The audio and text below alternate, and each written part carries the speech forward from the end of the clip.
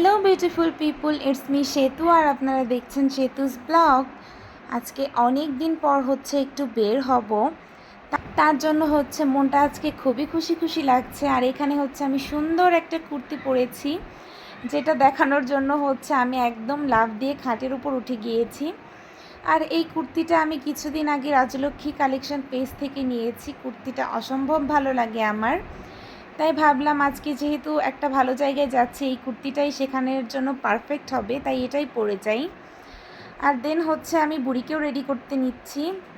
আর ওকে যে এতটা শান্ত লাগছে, ও কিন্তু এতটাও শান্তশিষ্ট বাচ্চা নয়, ও প্রচণ্ড দুরন্ত একটা বাচ্চা। এখানে আমি সাজুগুজু করছি আর ক্যামেরাটা অন আছে, সেই জন্য সে খুবই ভদ্রতা দেখাচ্ছে।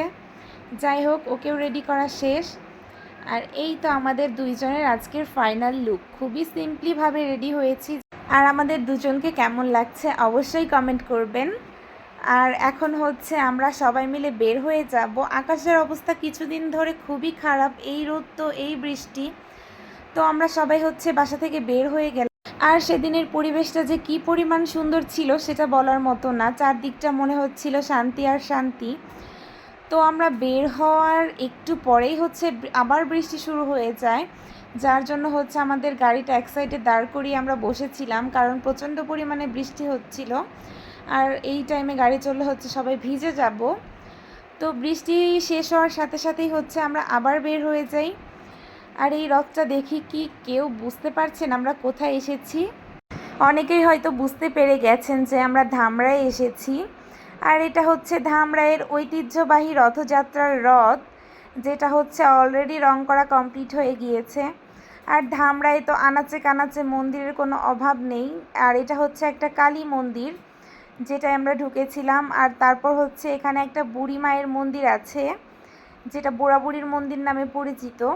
আর দেন হচ্ছে আমাদের কাঙ্ক্ষিত মন্দিরে চলে এসেছি, মাধব বাড়িতে, যেটার উদ্দেশ্যে আজকে আমাদের আসা। তো আসার সাথে সাথেই যেহেতু আগে ফার্স্টে বাবা লোকনাথের মন্দির, তো আমরা সেটারই আগে দর্শন করতে এসেছি। তো বাবাকে দর্শন করার পর যাচ্ছি হচ্ছে মাধব বাড়ির ভেতরে। আর এদিকে হচ্ছে এই যে মহান অতিথিরা হচ্ছে আমাদের স্বাগত জানানোর জন্য এখানে বসে আছে। আর এখন আমি ঘন্টা বাজাবো।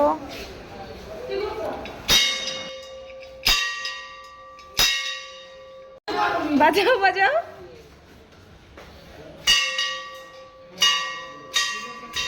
সরেন যাবো, সরেন। ট্রাই করো ট্রাই করো ট্রাই করো ট্রাই করো। আর আমার কাছে কেন জানি মনে হয় এই মন্দিরে ঢোকার পথে যে ঘন্টাটা দিয়েছে, এটা একটু বেশি ওপরে দেওয়া হয়ে গিয়েছে, যার কারণে এটা অনেকেই বাঁচাতে পারে না। তো যাই হোক, আমরা হচ্ছে মাধববাড়ির ভেতরে চলে এসেছি। আর আজকের মতো ফাঁকা মন্দির আমি হয়তো খুবই কম দেখেছি।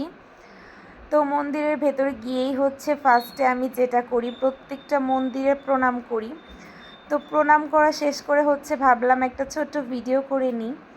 আর এদিকে হচ্ছে প্রত্যেকটা মন্দির খোলাই ছিল, আর একদমই যেহেতু লোকজন ছিল না, আমি সুন্দর করে হচ্ছে প্রত্যেকটা ঠাকুরের একটা ভিডিও নিয়ে নিই। আমার সাথে সাথে আপনারা সবাইও একটু ঠাকুরের দর্শন করে নিন। আর এই হচ্ছে মাধব, যাকে আর মাত্র কয়েকটা দিন পর রথের চূড়ায় তোলা হবে। আর এদিকে হচ্ছে আমি বুড়ির হাতে টাকা দিয়েছিলাম যে টাকাটা বাক্সে ফেলো, বাট ও পুরাটা টাইম এই প্রণামীর বাক্সের উপরই বসেছিল, তাকে আমরা টেনেও নামাতে পারিনি। আর দেন হচ্ছে মন্দিরের সামনের এই দোকানগুলোতে চলে যাই। এখান থেকে হচ্ছে আমাদের কিছু টুকিটাকি কেনাকাটার ছিল, বাট ওখানে গিয়ে হচ্ছে আমার এই পলাগুলোর দিকে একটু চোখ যায়। এই পলাটা আমার খুব পছন্দ হয়েছিল, বাট আমার সাইজের ছিল না। পরে হচ্ছে আসার পথে আবারও বৃষ্টি শুরু হয়ে যায়, তাই হচ্ছে আমরা ফুচকা প্যাকিং করে বাসায় নিয়ে আসি। আর এই ফুচকাটা অসম্ভব মজা ছিল।